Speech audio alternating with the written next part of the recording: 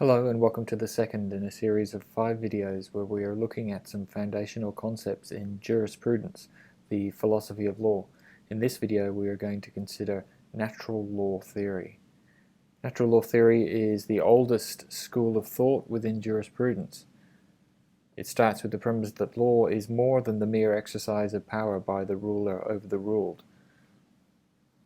The law is a set of rules that reflect and enforce a set of higher principles and values known as natural law.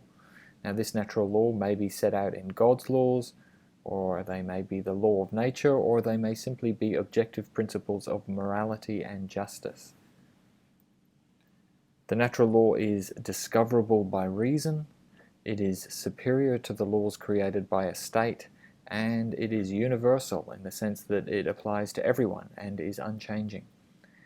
In other words, there is within the universe a set of rules and principles that just exist, whether they were created by God or they're simply a set of universal and natural rules. These rules set out what is right and what is wrong, what is good and what is bad. And when humans make law, they are supposed to make their laws consistent with these universal rules and principles. For example, we may observe that parents, whether of humans or of animals, tend to care for their offspring. And we may observe that offspring who are cared for by their parents tend to have healthy, happy lives, whereas offspring that are abandoned or abused by their parents tend to be unhappy and are less likely to survive. And so, using our capacity for reasoning, we are able to deduce the existence of a natural law that says that parents should care for their children.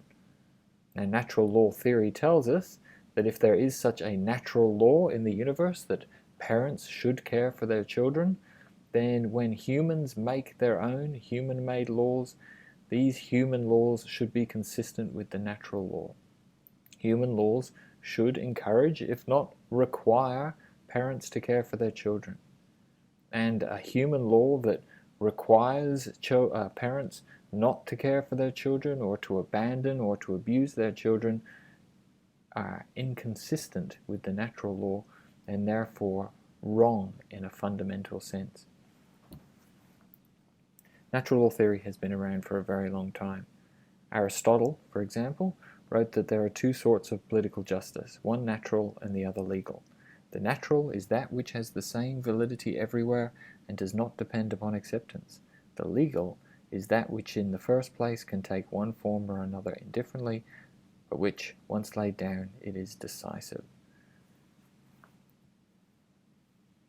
The Roman politician Cicero is famous for saying, "Lex injusta non est lex," which in English means an unjust law is not law.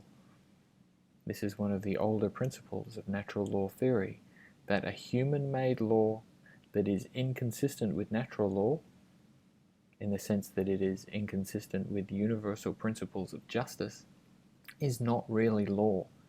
And some natural law theorists even go so far as to insist that we have no obligation to obey a human-made law that is inconsistent with the natural law. We have no obligation to obey an unjust law. Lex injusta non est lex. The ideas of the Greeks and Romans around natural law theory were taken up by early Christian philosophers. Thomas Aquinas insisted that all human laws can be judged in terms of their conformity with natural law, which is the law made by God. Any human law that is inconsistent with natural law is not really law at all.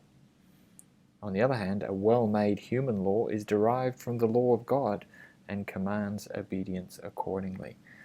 Aquinas was therefore able to use natural law theory to come up with arguments as to why the laws made by the king were derived from the laws of God and therefore had to be obeyed. With the rise of legal positivism, which we will consider in the next video, natural law theory lost some popularity, but in the 20th and 21st centuries, natural law theory has re-emerged as a dominant school of thought within jurisprudence.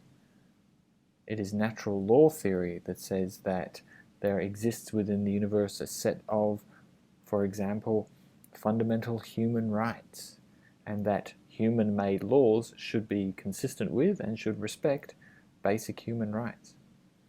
So today, natural law theory is relied upon and drawn upon in attempts to recognize universal moral values according to which, for example, wartime atrocities or other abuses can be objectively condemned.